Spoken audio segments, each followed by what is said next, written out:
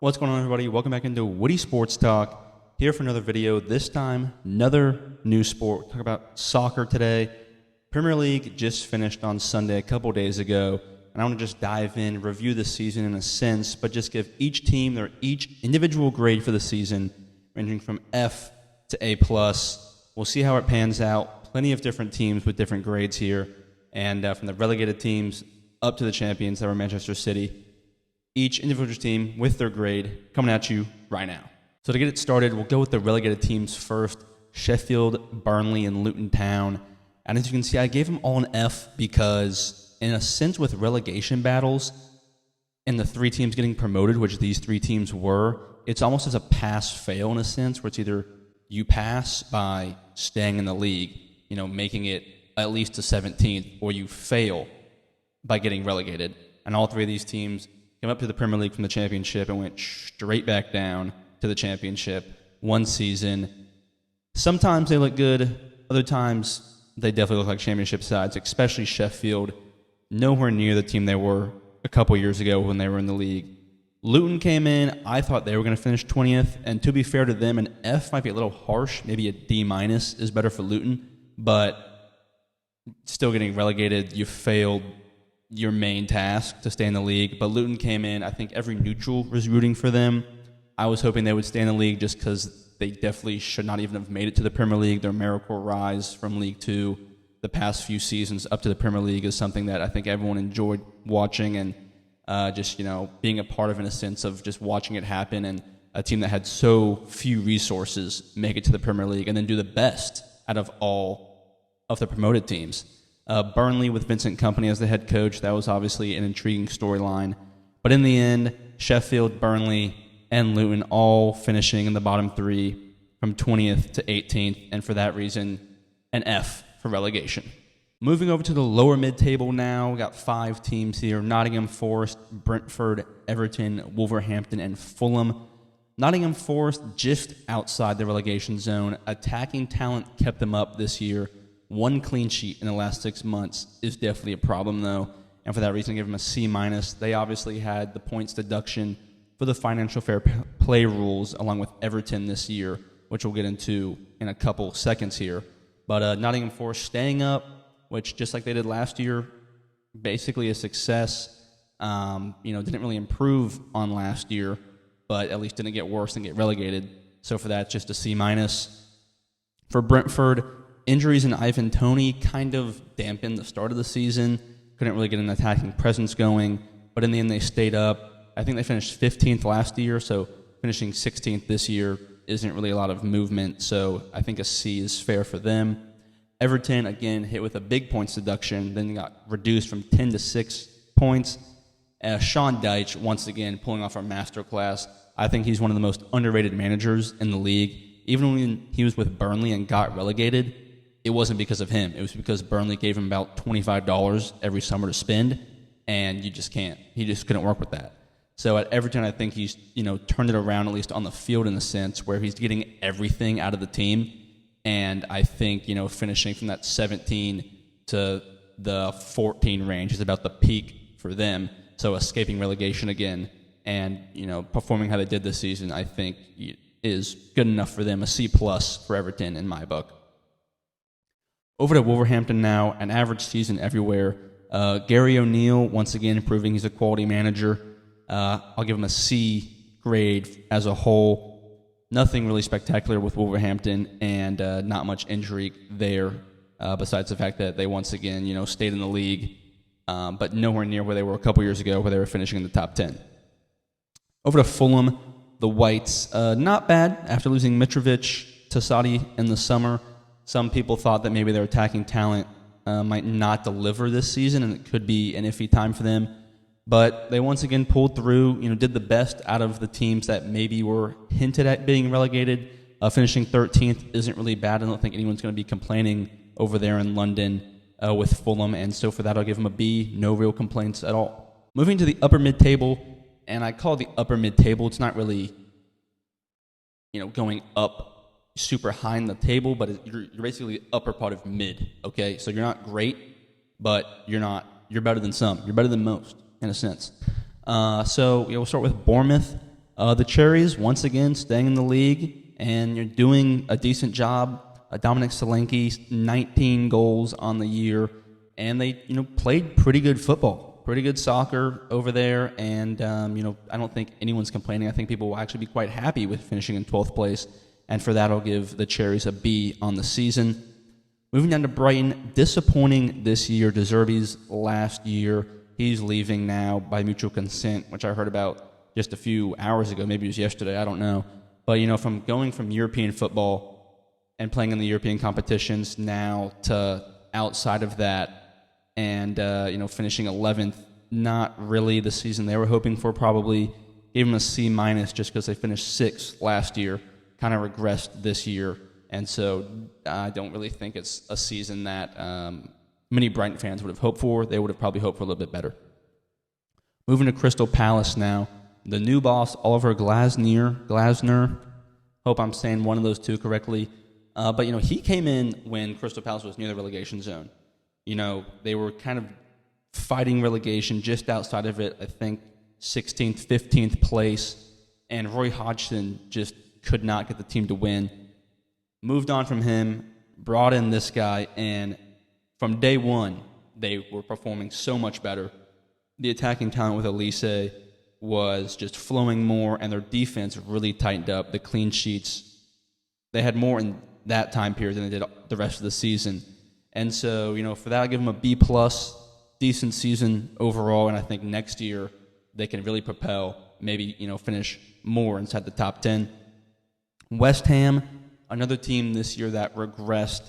David Moyes last year, he's leaving now under mutual consent, which I think is a mistake. I think West Ham will miss him just because he delivered some great wins and some European nights for them. He literally won them a trophy. I don't care if it was the Europa Conference League. Tell me when West Ham's won a European trophy, not in my lifetime. And so I think moving on from David Moyes will be a mistake, but as for this season, it wasn't great in the Premier League, and so I'll give them a C as they kind of took a step back from last year, just like Brighton. Now moving over to Newcastle, also took a step back this year. Second season under Eddie Howe, not as good as his first season. Champions League last year, which I think many Newcastle fans were surprised with, but this season taking a step back and finishing in 7th. Rough defending and injuries for Newcastle and the Magpies. C+ grade for them. I don't really think they'll be complaining too much because it's obviously better than a couple years past, but after last year, I think they'll be a little disappointed. Now moving on to the one team in that upper mid-table range which didn't get part of that group, and that's because they were so bad, they get their own slide. Manchester United, the worst finish in club history, never looked consistent, no form, an absolute stinker of a season, and as a biased preview, I'm a Manchester United fan, and so what a terrible season. I mean, I cannot be asked. I would rather not watch the games than watch the games. Rashford, terrible. Casemiro, either getting a red card or just not trying. Eric Ten Hag never seemed like he knew what he was doing. Onana came in, did okay near the end of the season. Beginning of the season, he was awful. 8th place, the worst finish in Manchester United history, and the only acceptable, reasonable grade for them is an F. Absolute failure. Now moving to the European teams, Chelsea finished the season strong, somehow in the top 6. I swear every time I saw them play, they lost, but Pochettino managed to get them into the top 6 and finished the season pretty strong, to be honest. Now he just left and got fired, kind of in a sense. Not really sure what that was about, but the team as a whole played better as the year went on, even though they've spent about $1 or $2 billion building the team with Todd Bowley and the new ownership group that came in. And obviously with that amount of money, you want to be doing better and finishing higher up the table, not just right on the edge of Europe with Europa Conference and Europa League. But the team was so disorganized the past couple years. I think 6th place isn't really that bad for Chelsea. I'll give them a B- because they're Chelsea and you want to be finishing higher, but it's not like it was that bad. I think if you're a Chelsea fan, you kind of take it in a sense where you're at least performing consistently at the end of the year, and just to see your team play well is a change. Moving on to Tottenham, a strong start, but I feel like slowly regressed as the season went along. I don't know if it was just Postecoglou's style of play, which was different, but his first year in the Premier League caught fire at the beginning, really out of the gate, and then I think maybe his teams adjusted and kind of figured out what his game plan was. That's kind of when their form dipped a little bit. But overall, still not a terrible season. Finishing 5th isn't that bad. I'll give it a B, and we'll see if they can progress next season. Moving in to the top 4 now. Aston Villa, surprise team of the season. Champions League nights for Unai Emery and Aston Villa. Great season, great team as a whole. There was obviously some star players, but really the team as a whole, the vibe that you got watching Villa was one where it's like Newcastle last year, where they were just together as a group, and you could kind of see where maybe they weren't as talented as some of the big teams, but they grinded it out, got points where they needed to, won the odd big game, and for that I give them an A, because I don't think if you asked a Villa fan before the season, would we make Champions League, I don't think they would say yes. I'd say, oh yeah, sure, that'd be great, that'd be awesome, but I don't think any of them actually believed it. And for them to get there, I think Unai Emery's done a great job, and I give him an A for one of the standout teams of the year. Moving on to Liverpool, Klopp's farewell season started really strong, had a 5-point lead near the end of January when he announced he was going to leave, January 26th, 29th, somewhere around there. And from there, it kind of slowly faded out. Obviously, they won the Carabao Cup, but I'm not really including that in these rankings. I'm just looking solely at the Premier League. Still give them an A- because they finished 3rd. I mean, it's not like it's that bad of a season, and they have a really strong team. But just as the season went on, you kind of knew Arsenal and Man City were going to be the final 2 competing for it. But Klopp, an absolute legend for Liverpool, and a great manager, and a great, spirit isn't the right word, but just a great guy on the touchline for the Premier League that he has been for the past almost decade now, 7-8 years, however long he's been there. And, sad to see him go, but an A- on his last year, not too bad, finishing 3rd place. Now to the top 2.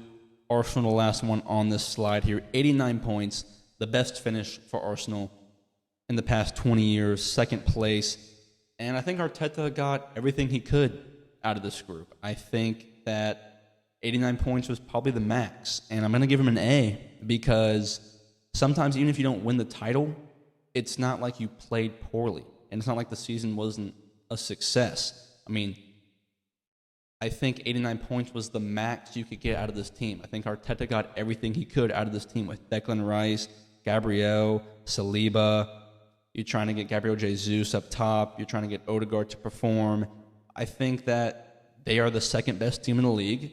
They could have nicked the title, but when you have a team like Manchester City, it's tough. So Arsenal gets an A, and I think they should be satisfied with the season. Now moving on into the final slide, into the final team, Manchester City, an A+, obviously, because they won the league. Pep Guardiola, once again, dominating the league and, pulling it out on the final day. It was at least interesting. Arsenal City final day. City had to win, and of course they did. This time with a little bit less anxiety around it compared to last year, 2 seasons ago, when they went down to Crystal Palace by 2 and then came back and won.